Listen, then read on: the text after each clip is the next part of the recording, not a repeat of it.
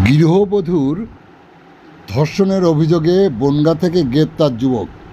আপনারা দেখছেন সেই সময়কার বিশেষ মুহূর্তের ধারণকৃত ভিডিও চিত্র আজকের স্বপ্নগর পত্রিকার অনলাইনে।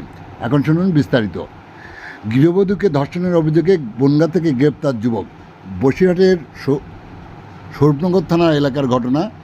পুলিশ সূত্রে জানা গিয়েছে, স্বরূপনগর থানা এলাকার বাসিন্দা বছর 32-এর ওই গৃহবধূর সাথে বছরখানেক আগে সামাজিক মাধ্যমে পরিচয় হয় উত্তর 24 পরগনার বনগাঁ থানার দীনবন্ধু নগরের বাসিন্দা ধ্রুবজ্যোতি রায়ের। তারপর তাদের মধ্যে কথোপকথন শুরু হয়, এমনকি প্রেমের পর্যায়ে পৌঁছে যায় সেই সম্পর্ক। অভিযোগ, ওই গৃহবধূকে কোনো হুমকি দেখাতো, আবার কখনো তাদের ঘনিষ্ঠ মুহূর্তের ছবি সোশ্যাল মিডিয়ায় ভাইরাল করে দেওয়ার ভয়ও দেখাতো।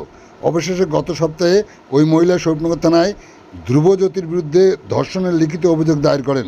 অভিযোগের ভিত্তিতে বনগাঁ থেকে ধ্রুবজ্যোতি রায়কে গ্রেপ্তার করে স্বরূপনগর থানার পুলিশ। ধৃতকে শুক্রবার বসিরহাট মহকুমা আদালতে পেশ করা হয়েছে বলে সূত্র মারফত জানা যায়।